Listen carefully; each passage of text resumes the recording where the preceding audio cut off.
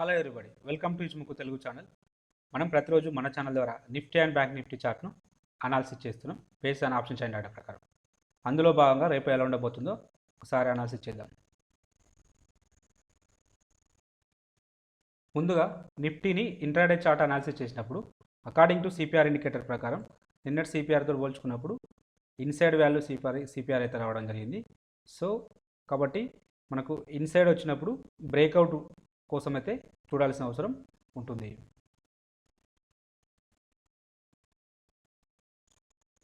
Breakout ఎప్పుడు తీసుకుంటాం? ఎప్పుడైతే నిన్నటి రేంజ్ బ్రేక్అవుట్ అయితే, నిన్నటి రేంజ్ అంటే ఇది హై, ఈ హై అనేది బ్రేక్అవుట్ అయితే దీని తర్వాతనే మనం ట్రేడ్ చేసుకోవడానికి అయితే అవకాశం అయితే ఉంటుంది. సో ఇక్కడ రావడం జరిగింది బ్రేక్అవుట్ అనేది, ఇక్కడ రావడం జరిగింది. పర్టికులర్గా ఈ క్యాండిల్ని కన్సిడర్ చేయాలి, ఎందుకంటే ఇది ఓన్లీ హై మాత్రమే బ్రేక్ కావడం జరిగింది. క్లోజ్ కావాలి అంటే ఈ హై పైన క్లోజ్ కావాలి. ఇది పర్టికులర్గా ఈ క్యాండిల్ అనేది ఈ హై పైన క్లోజ్ కావడం జరిగింది. సో దీన్ని మనం సిగ్నల్ క్యాండిల్ కన్సిడర్ చేస్తే దీని హై పైన మనం ట్రేడ్ తీసుకుంటే, దీని హై పైన అంటే ట్రేడ్ ఇక్కడ లభించింది కాబట్టి ఈ క్యాండిల్లో మనకు ట్రేడ్ అనేది ఎగ్జిక్యూట్ అయింది. కాబట్టి లేదా ఈ మళ్ళీ తర్వాత ఈ క్యాండిల్ కూడా ప్రీవియస్ డే మనకు హైని బ్రేక్అవుట్ చేసింది కాబట్టి, రేంజ్ని బ్రేక్అవుట్ చేసింది కాబట్టి దీన్ని బ్రేక్ చేసింది. ఇక్కడైనా తీసుకోవచ్చు, లేదంటే దీని హైనైనా మనం కన్సిడర్ చేస్తే ఇది మన యొక్క ఎంట్రీ పాయింట్ అవుతుంది, మీ యొక్క స్టాప్ లాస్ ఇది అవుతుంది. సో దీనికి 1:1 మాత్రమే రావడం జరిగింది. ఎందుకంటే ఆల్రెడీ నిఫ్టీ అనేది ఆల్ టైమ్ హై దగ్గర ట్రేడ్ అవుతుంది. ఇంకెంతవరకు వెళ్తుందో ఏమీ తెలియదు. ఎంతైనా కొంచెం ఫియర్ ఉంటుంది. కొత్త హైస్ ఫామ్ చేసేటప్పుడు ప్రాఫిట్ బుకింగ్ జరుగుతూ ఉంటుంది. కొత్త హై ఫామ్ అయినప్పుడల్లా కొంచెం ప్రాఫిట్ బుకింగ్ జరుగుతూ ఉంటుంది. అందుకోసం అనేది ముందుకు వెళ్ళేటప్పుడు కొంచెం స్లోగా వెళ్తుంటుంది. సో అదే ఆల్రెడీ గతంలో ఉన్నదనుకోండి, అది ఆల్ టైమ్ హై కాకుండా నార్మల్గా ఉంటే డెఫినెట్గా ర్యాలీ కొనసాగడానికి అయితే అవకాశం అయితే ఉంటుంది. ఇది ఆల్ టైమ్ హై కాబట్టి కొంచెం ఎవ్రీ హై దగ్గర ప్రాఫిట్ బుకింగ్ జరగడానికి అవకాశం ఉంటుంది కాబట్టి స్లోగా వెళ్తుంది. ఇది అలానే జరిగింది. సో అందుకే 1:1 అయితే రావడం జరిగింది. సో మనం ఇన్సైడ్ వాల్యూ సిపిఆర్ వచ్చినప్పుడు బ్రేక్అవుట్ స్ట్రాటజీ కోసం చూస్తాం. ప్రీవియస్ డే యొక్క హైలో దగ్గర బ్రేక్అవుట్ కోసం చూస్తాం. అది ఇక్కడ మనకు బ్రేక్అవుట్ రావడం జరిగింది. సో ఈ క్యాండిల్లో మనకి ఎంట్రీ లభించింది. ఇది ఓన్లీ 1:1 లభించింది. అది మీ యొక్క రిస్క్ను బట్టి మీరు డిసైడ్ చేసుకోండి. ఓకే, నేనైతే తీసుకోవద్దని చెప్తాను.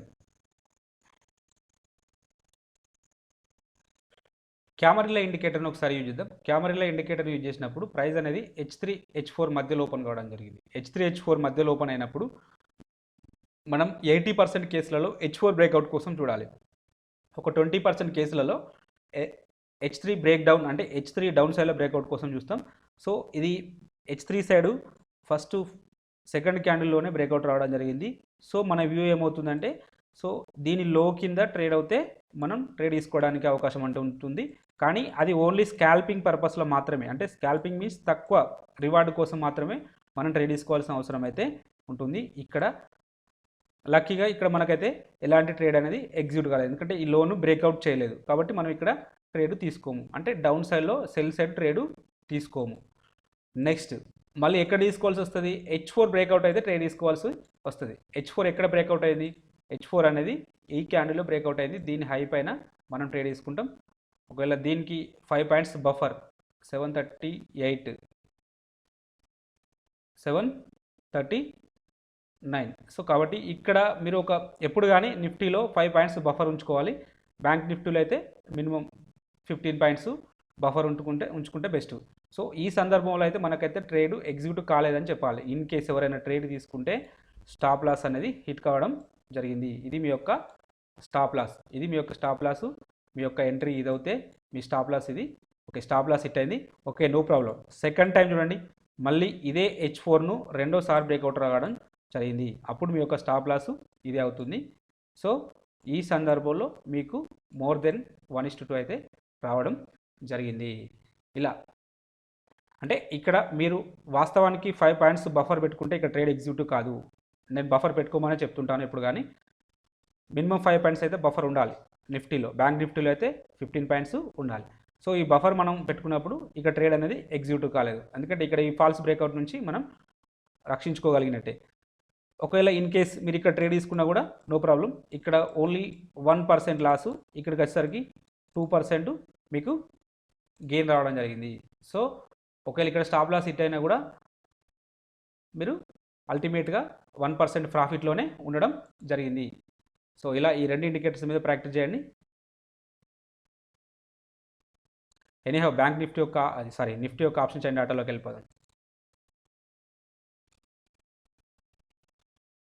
నిఫ్టీ యొక్క ఆప్షన్ చైన్ డేటాను పరిశీలించినట్టయితే హైయెస్ట్ ఓపెన్ ఇంట్రెస్ట్ అనేది ఇక్కడ ఉంది కాల్ సైడ్లో. సెకండ్ హైయెస్ట్ ఓపెన్ ఇంట్రెస్ట్ అనేది ఇక్కడ ఉన్నది. అలాగే థర్డ్ హైయెస్ట్ ఓపెన్ ఇంట్రెస్ట్ చూసినప్పుడు ఇక్కడ ఉన్నది. సో నిఫ్టీ అనేది అప్ సైడ్ వస్తే ఫస్ట్ రెసిస్టెన్స్ ఇక్కడ ఉంటుంది, సెకండ్ రెసిస్టెన్స్ ఇక్కడ ఉంటుంది, థర్డ్ రెసిస్టెన్స్ ఇక్కడ ఉండడానికి అవకాశం అయితే ఉంటుంది. సో అలాగే ఓవరాల్ సినారియోని మనం పరిశీలించినప్పుడు చేంజ్ ఇన్ ఓపెన్ ఇంట్రెస్ట్ అనేది ఇక్కడ ఎక్కువగా బిల్డప్ కావడం జరిగింది. కాబట్టి 15,900 అనేది స్ట్రాంగ్ రెసిస్టెన్స్ లాగా యాక్ట్ చేయడానికి అవకాశం ఉన్న లెవెలు. అలాగే ఓవరాల్ సినారియోని మనం పరిశీలించినప్పుడు ఇది ఇక్కడ మిక్స్డ్ ట్రెండ్ ఉంది చూడండి. పర్టికులర్గా కొన్ని సందర్భాల్లో లాంగ్ అన్వైండింగ్ అవుతూ ఉంది, షార్ట్ కవరింగ్ జరుగుతూ ఉంది. కాబట్టి మనం ఏమీ చెప్పరాదు. కాబట్టి ఒకసారి పుట్ సైడ్ డేటాను కన్సిడర్ చేద్దాం. సో ఈ ట్రెండ్ అకార్డింగ్ టు ఈ కాల్ సైడ్ డేటా ప్రకారం మనం ట్రెండ్ డైరెక్షన్ అయితే ఏమీ చెప్పడానికి ఏం లేదు. పర్టికులర్గా మళ్ళీ ఇక్కడ వరకు లాంగ్ బిల్డప్ ఉన్నది, ఇక్కడ వరకు ఇటు షార్ట్ బిల్డప్ అయితే ఉన్నది. ఎనీహౌ చూద్దాం. 15,900 అనేది స్ట్రాంగ్ రెసిస్టెన్స్ లాగా యాక్ట్ చేయడానికి అవకాశం ఉన్న లెవెల్ ప్రస్తుతానికి. ఒకసారి పుట్ సైడ్ డేటాను పరిశీలిద్దాం. పుట్ సైడ్లో హైయెస్ట్ ఓపెన్ ఇంట్రెస్ట్ అనేది 15,700 దగ్గర. సెకండ్ హైయెస్ట్ ఓపెన్ ఇంట్రెస్ట్ అనేది ఇక్కడ ఉన్నది.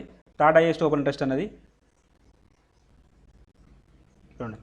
వీటిలో సిగ్నిఫికెంట్గా ఒకే రోజు హైయెస్ట్ ఓపెన్ ఇంట్రెస్ట్ని మనం చూసినప్పుడు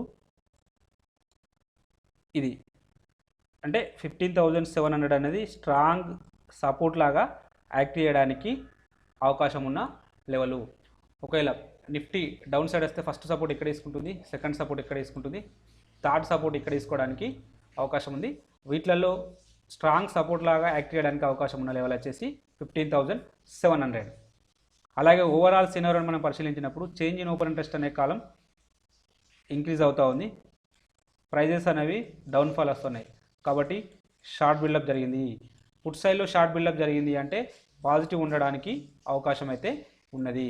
సో రేపటి రోజున నిఫ్టీ అప్ సైడ్ కంటిన్యూ కావడానికి అవకాశం అయితే ఉన్నది. సో డైలీ కొత్త హైస్ ఫామ్ చేసుకుంటూ ముందుకెళ్ళడానికి అవకాశం అయితే ఉంటుంది. ఎవ్రీ 50 పాయింట్స్ 100 పాయింట్స్ ఒక హైను రికార్డు బ్రేక్ చేసుకుంటూ ముందుకెళ్ళి అక్కడ నుంచి మళ్ళీ ప్రాఫిట్ బుకింగ్ జరిగి డౌన్ సైడ్ రావడానికి కూడా అవకాశం అయితే ఉన్నది. సో ఒకసారి మన యొక్క ఇచ్ముఖి ఇండికేటర్ ప్రకారం కూడా అనాలిసిస్ చేద్దాం. అకార్డింగ్ టు ఇచ్ముఖి ఇండికేటర్ ప్రకారం ఈ ఫ్యూచర్ కుమో రైజింగ్ అవుతుంది. ఫ్యూచర్ కుమో రైజింగ్ అయితే ఉంటే అలాగే బేస్ లైన్ రైజింగ్ అవుతూ ఉంది, కన్వర్జేషన్ లైన్ రైజింగ్ అవుతూ ఉంది. కాబట్టి డెఫినెట్గా మళ్ళీ ఇంకొక కొత్త హైస్ ఫామ్ చేయడానికి అయితే అవకాశం అయితే ఉంది. ఎక్కడి వరకు వెళ్తుంది అయితే మనం ఏమి చెప్పలేము. ప్రస్తుతానికైతే ఆప్షన్ చైన్ డేటా ప్రకారం 15,900 వరకు వెళ్ళడానికి ఛాన్సెస్ ఉన్నాయి. ఇన్ కేసు వెళ్తే 16,000 వరకు వెళ్ళడానికి అవకాశం ఉంది ఈ ఎక్స్పైరీ లోపు.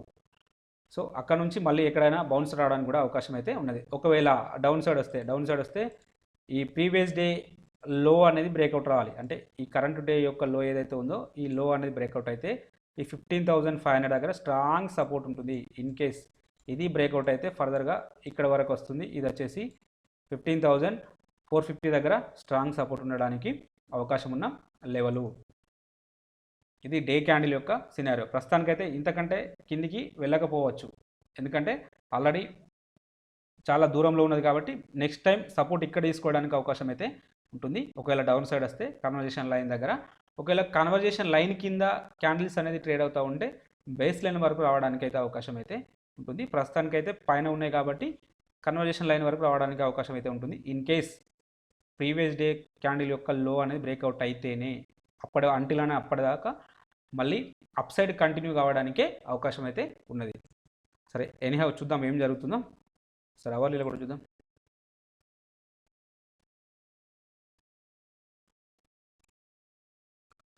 అవర్లీలో బుల్లిష్ ఉన్నది. సో ట్రెండ్ కంటిన్యూ చేయడానికి అవకాశం ఎంత ఉంది. అన్ని పాజిటివ్ అంశాలే ఉన్నాయి. సో ఎక్కడ నెగిటివ్ ఏం లేదు. సో మనం ఏం డిస్కషన్ చేయడానికి ఇక్కడ పెద్దగా ఏం లేదు. సో ఒకవేళ వస్తే అకార్డింగ్ టు అవర్లీ క్యాండిల్ ప్రకారం కన్వర్జేషన్ లైన్ దగ్గర సపోర్ట్ తీసుకోవడానికి అవకాశం అయితే ఉంది 15,700 దగ్గర. ఒక సపోర్ట్ తీసుకోవడానికి అవకాశం అయితే ఉంటుంది డౌన్ సైడ్ వస్తే. ఒక ఓపెన్ అవుడే 15,700 కింద ఓపెన్ అయితే మాత్రం ఫర్దర్గా 15,600 వరకు రావడానికి అవకాశం అయితే ఉంటుంది. సో ఒక 100 పాయింట్స్ రేంజ్ డౌన్ సైడ్ ఉంది, ఒక 100 పాయింట్స్ రేంజ్ అప్ సైడ్ ఉన్నది. అంటే ఆ 150 పాయింట్స్ అప్ సైడ్ మూవ్ ఉన్నది, 100 పాయింట్స్ డౌన్ మూవ్ ఉన్నది. కాబట్టి అంటే ఒకవేళ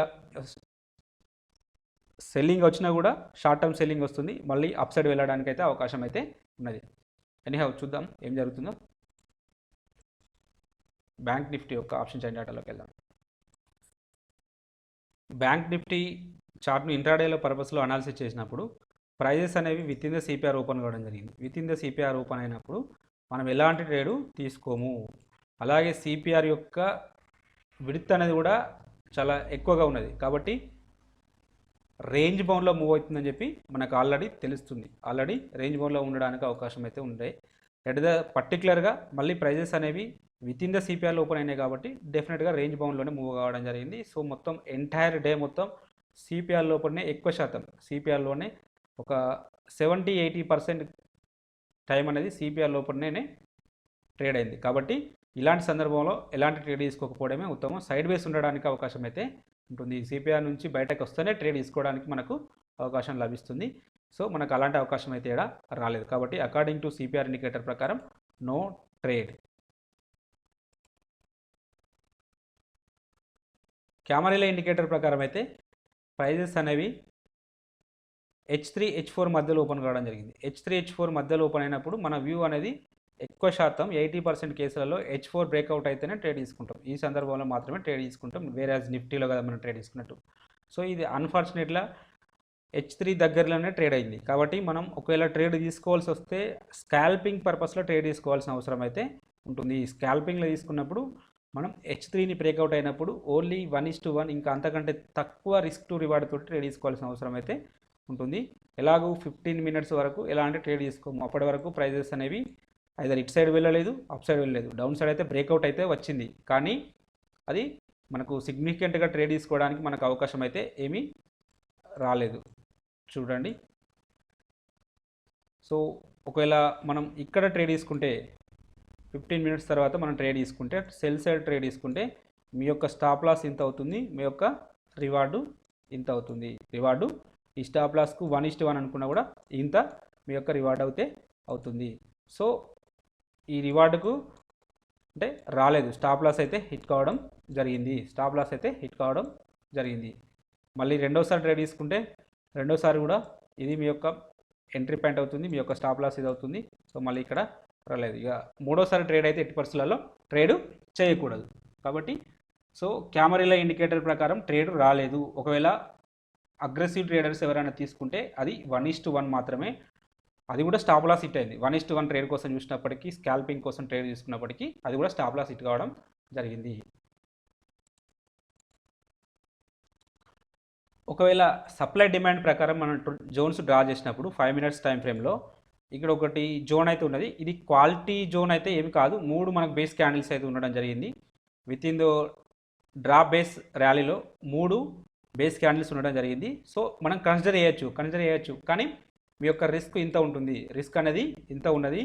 దీనికి 1:2 టైమ్స్ లేదా 1:1.5 అయితే రివార్డ్ అయితే రావడం జరిగింది. సో ఇది నేను సజెస్ట్ చేయను, కానీ ఎవరైతే స్కాల్పర్స్ కోసం అయితే ఒకవేళ ఈ సప్లై డిమాండ్ ప్రకారం ఇక్కడ ఒక జోన్ అయితే క్వాలిటీ జోన్ అయితే ఉన్నది. సో అంటే నాట్ క్వాలిటీ, గుడ్ జోన్ అయితే ఉన్నది. బెస్ట్ జోన్ కాదు, కానీ ఒక గుడ్ జోన్ అయితే ఇక్కడ మనకు ఉన్నది. ఎందుకంటే 3 మాత్రమే బేసింగ్ క్యాండిల్స్ ఉన్నాయి. ఒకవేళ ఇందులో ఓన్లీ 1 క్యాండిల్ ఉంటే మాత్రం డెఫినెట్గా ఇక్కడ మనం కన్సిడర్ చేయడానికి అవకాశం ఉండేది. కాబట్టి ఇట్లాంటి ఇది ఒక గుడ్ జోన్ మాత్రమే, నాట్ బెస్ట్ జోన్. సో మీ ఇష్టం, ట్రేడ్ తీసుకోవాలనుకుంటే ఇలా కూడా ట్రేడ్ తీసుకోవడానికి మీకు అవకాశం లభించి ఉండేది. ఎనీహౌ ఈరోజు అయితే ఏ సందర్భంలో చూసినా మనం క్యామరీలా కానీ ఈవెన్ సిపిఆర్ కానీ సప్లై డిమాండ్ ప్రకారం కానీ మన రిస్క్ టు రివార్డ్ 1:2 ప్రకారం అయితే ట్రేడ్ లభించలేదు. ఒకవేళ ఎవరైనా అగ్రెసివ్ ట్రేడ్స్ తీసుకుంటే క్యామరీలలో స్టాప్ లాస్ అయితే హిట్ కావడం జరిగింది. సో ఇంకా స్టాప్ లాస్ హిట్ అవ్వడం అనేది కామన్, ట్రేడింగ్లో అది కామన్. సో మన రిస్క్ టు రివార్డ్ అనేది మనకు ఫేవర్గా ఉంటే ఇంకా కొన్ని సందర్భాల్లో స్టాప్ లాస్ హిట్ అయినప్పటికీ మిగతా సందర్భాల్లో మనం ఓవరాల్గా ప్రాఫిట్ ఉండడానికైతే అవకాశం ఉంటుంది. ఎనీహౌ బ్యాంక్ నిఫ్టీ యొక్క ఆప్షన్ చైన్ డేటాలోకి వెళ్ళిపోదాం. బ్యాంక్ నిఫ్టీ యొక్క ఆప్షన్ చైన్ డేటాను పరిశీలించినప్పుడు హైయెస్ట్ ఓపెన్ ఇంట్రెస్ట్ అనేది 35,500 దగ్గర ఉంది. సెకండ్ హైయెస్ట్ ఓపెన్ ఇంట్రెస్ట్ అనేది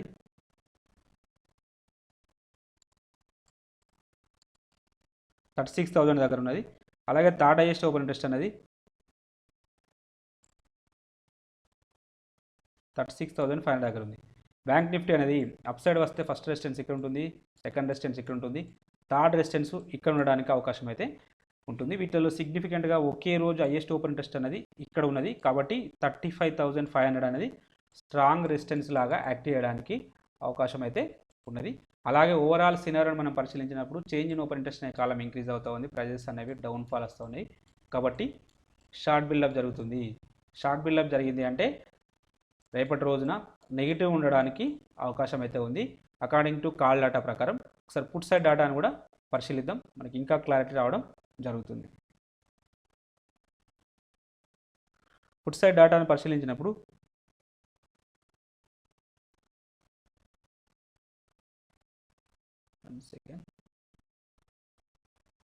హైయెస్ట్ ఓపెన్ ఇంట్రెస్ట్ అనేది